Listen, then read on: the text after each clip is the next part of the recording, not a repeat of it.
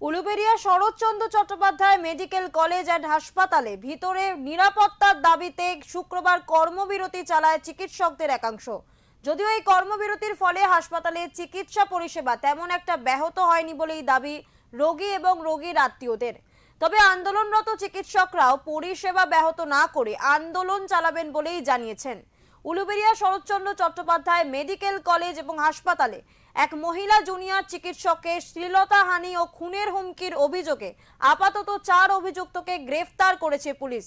ইতিমধ্যে পুলিশ সূত্রের খবর, এই ঘটনায় যুক্ত আরও কয়েকজনের খোঁজ চলছে।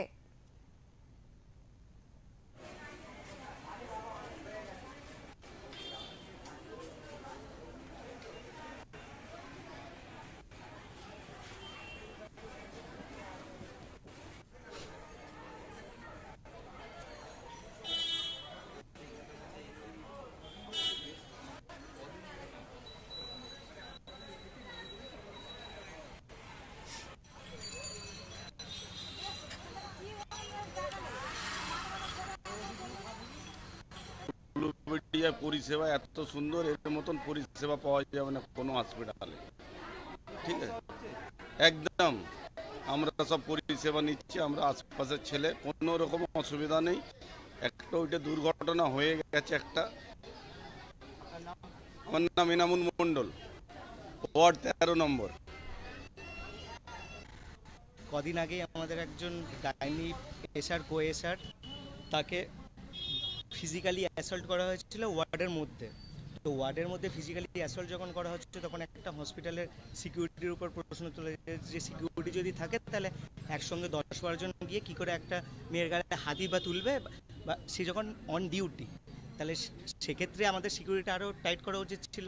আর হসপিটালের এই অ্যাডমিনিস্ট্রেশন আমাদের যথেষ্ট ভালো করে হেল্প করছে, কিন্তু এই যে সিকিউরিটি যে টোটাল যে ল্যাবস, এটা যে কেন হলো বা ফার্দার যাতে না হয় সেটাই আমাদের ইনশিওর করার জন্য আজকের এই পেন ডাউনটা করা হয়েছে। তাও 2টো পর্যন্ত, তার বেশি কন্টিনিউ করা হবে না, কারণ ওয়ার্ড বা এমার্জেন্সিতে যেখানেই লাগছে আমাদের হেল্প, আমরা কিন্তু গিয়ে হেল্প করেই আসছি।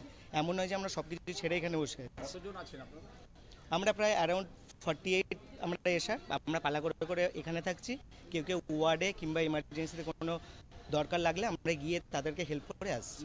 একদিকে চিকিৎসকদের একাংশের আন্দোলন, অন্যদিকে হাসপাতালের চিকিৎসা পরিষেবা, এই দুইয়ের মাঝখানে রীতিমতো স্বাভাবিক থাকলেও উলুবেড়িয়া সুপার স্পেশালিটি হাসপাতালের পরিষেবা এমনটাই কিন্তু বাস্তব চিত্র। বলা যায় গত 20 অক্টোবর উলুবেড়িয়া সুপার স্পেশালিটি হাসপাতালের এক জুনিয়র চিকিৎসককে, যিনি মহিলা, তাকে নিগ্রহের অভিযোগ উঠেছিল পেশেন্ট পার্টির বিরুদ্ধে, এবং এই নিয়ে তোলপাড় শুরু হয়েছে বিভিন্ন মহলে। কিন্তু তার মাঝখানে চিকিৎসকদের একাংশ, রেসিডেন্সিয়াল ডক্টরস অ্যাসোসিয়েশনের একটা বড় অংশ আজকে সামিল হয়েছে কর্মবিরতিতে। আশঙ্কা করা হচ্ছিল চিকিৎসা পরিষেবা বোধহয় ব্যাহত হবে, কিন্তু দেখা গেল চিকিৎসা পরিষেবা যথেষ্টই স্বাভাবিক রয়েছে। একদিকে যেমন ডাক্তাররা আন্দোলন করছেন, অন্যদিকে হাসপাতালে চিকিৎসাও যথেষ্ট সঠিক হচ্ছে বলে বলছে পেশেন্ট পার্টিরাই।